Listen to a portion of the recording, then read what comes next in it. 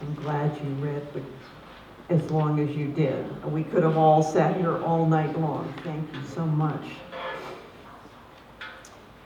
Okay, before the music, we have another reader, Carrie Fountain.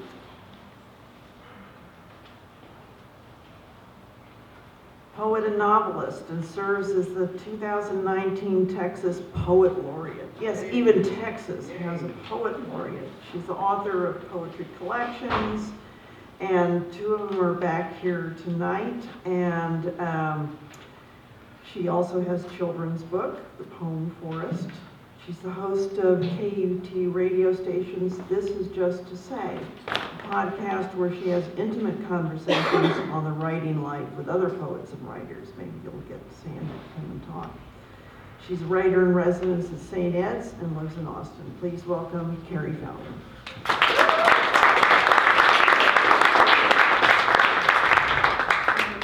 Yeah, I'm good. Sandra, that was absolutely incredible. Wow. I feel like I need when can we all need a moment after that? That was just really stunning writing and whew. Reconciliation. I thought I'd start with a poem from look at that. I thought I'd start by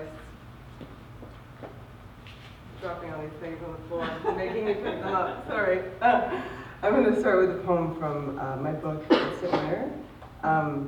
It's a poem called Poem Without New Year's Resolutions. It's like sort of the time of year when we start making New Year's resolutions. And I feel like I'm at the age now where it's so hard to make New Year's resolutions because I just cannot fool myself into thinking that I will actually keep them anymore. I feel like it's like a milestone in life when you learn that.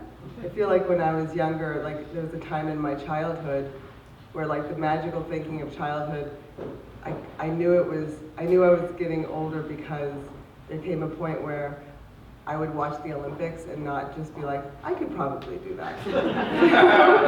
Like if I started right now, I could probably do that. Then, so this is, now I'm at the point where I can't make New Year's resolutions. So this poem is called Poem Without New Year's Resolutions, and I think it sort of is attempting to reconcile that.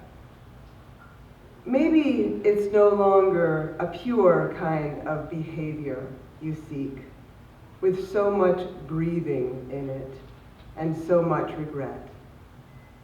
What if you take with you only this dark morning and the insane thuds the giant dumpsters make behind the strip mall when they're tossed back to the pavement by the trash truck?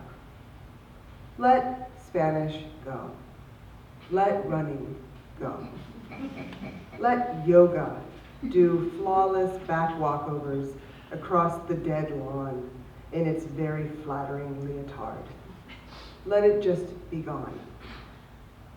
Let this body be the body you'll carry forward, at least into this day. Let the sound of the dumpsters wake the baby so she starts calling for you too early. Come upping me right now in her new businessy voice.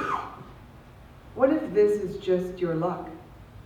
And all you need to do is let it come into the room. Just let it come. Let it take off its coat and talk to a few people before you reach for its elbow, kiss its cheek, and start telling it what it owes you. I think that's like part of the frustration about like coming to the end of 1 year.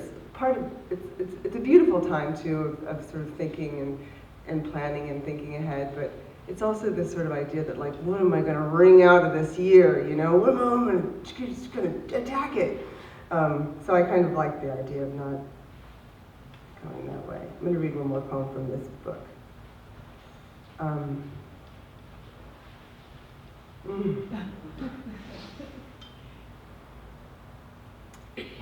I'll find it. I could look it up. Yeah, here this poem. It's called Eating the Avocado. Eating the avocado.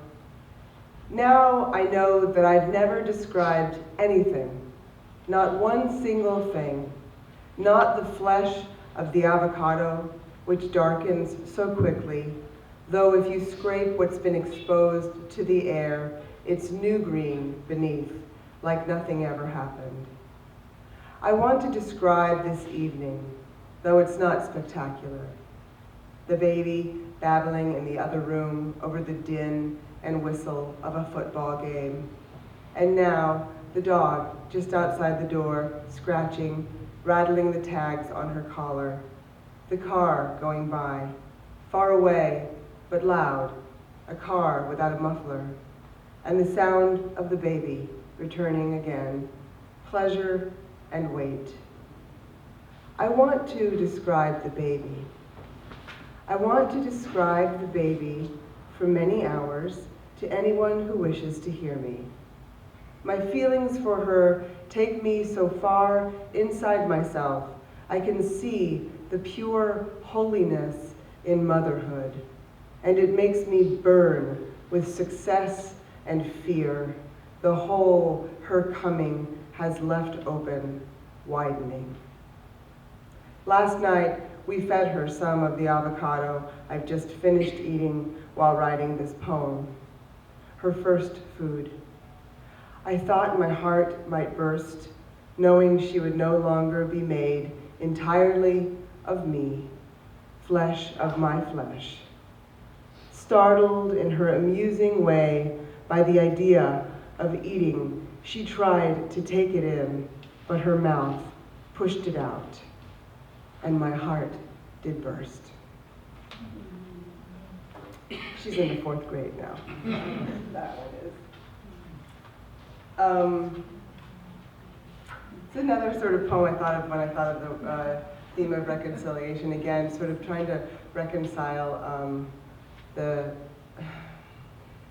many different things we are always feeling all the time. This poem is called Want. Yeah, I don't want to say anything else. Want. The wasps outside the kitchen window are making that thick, unraveling sound again, floating in and out of the bald head of their nest, seeming not to move while moving. And it has just occurred to me, standing, washing the coffee pot, watching them hang loosely in the air, thin wings, thick, elongated abdomens, sad, down-pointing antennae, that this is the heart's constant project. This simple learning how to hold hopelessness and hope together, to see on the unharmed surface of one the great scar of the other, to recognize both and to make something of both, to desire everything and nothing at once, and to desire it all the time, and to contain that desire fleshly in a body, to wash it and rest it and feed it, to learn its name and from whence it came, and to speak to it, oh, most of all, to speak to it every day saying to one part, well, maybe this is all you get, while saying to the other, go on, break it open, let it go.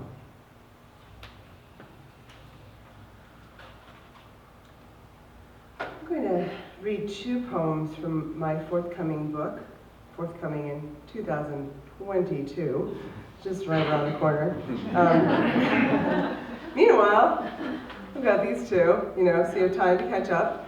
I also just want to say thank you to Malvern for hosting this. There is no space in Austin like Malvern.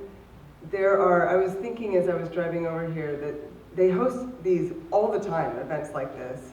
And I really feel like if Malvern didn't exist, there would be writers in Austin who've never spoken their words into a microphone, and people who need to hear those words. It's just such a great asset to our community, and I know that every single person here is looking for a gift for someone, and I swear to you, there's something for everyone in here. So, like, just spend some money at Malvern Books, because we need this place and we need to keep it thriving and growing. Okay, right, so this is a poem about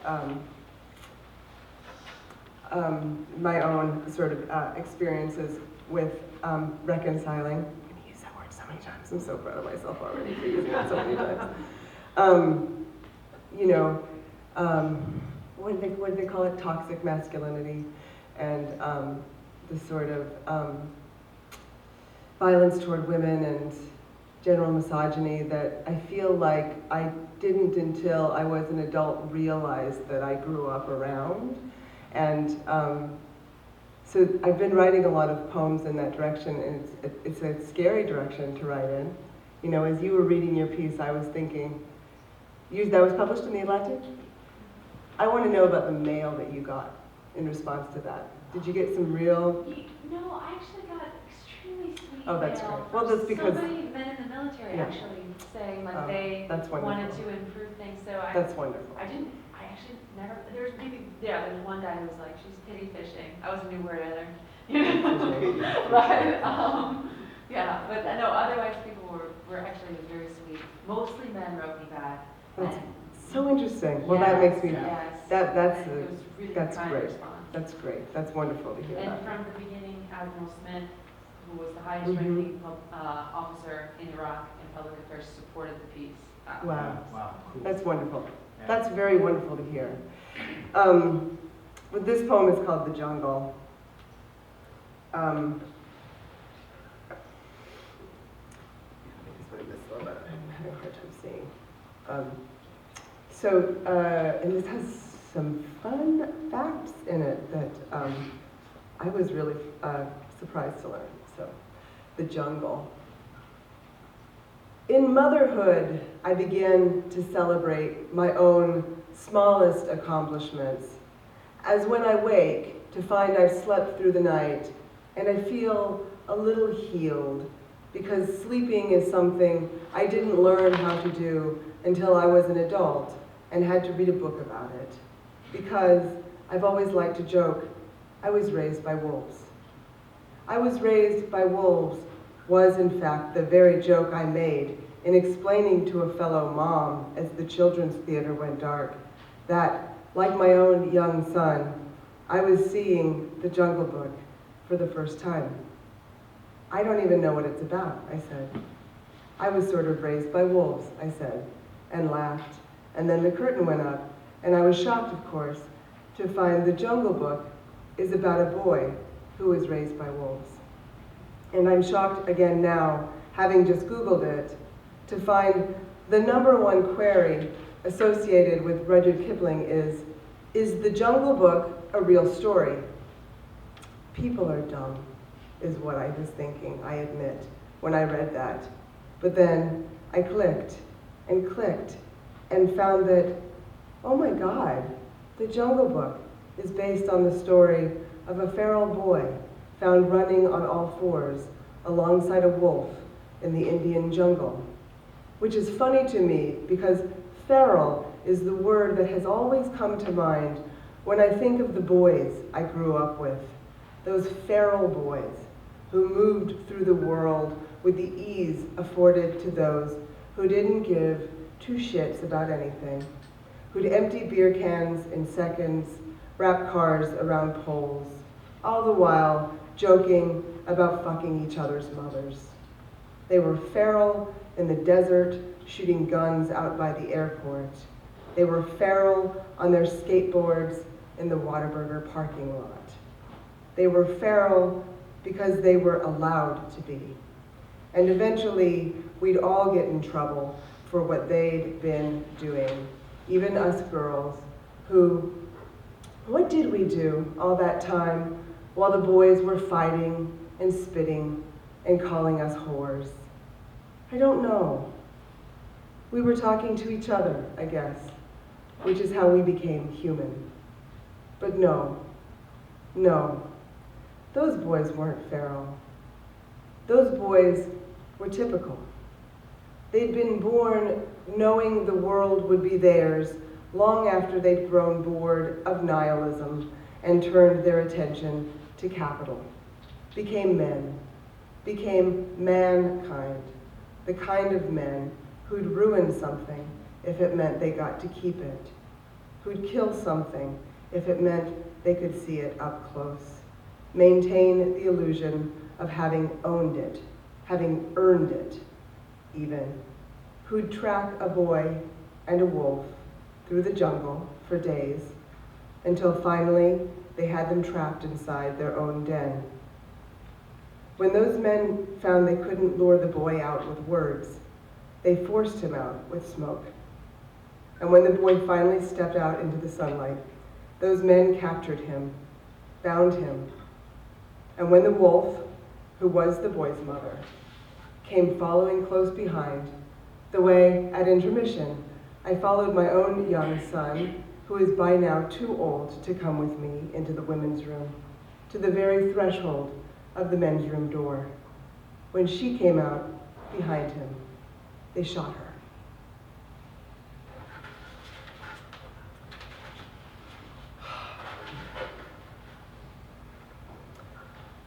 I'm going to end with a different poem because that would be a really weird way to end, just on that note. So I'm going to read one more poem from my new collection. I think this is the last poem in the collection, and it's called "The Spirit Asks If This Is the Life I've Always Wanted."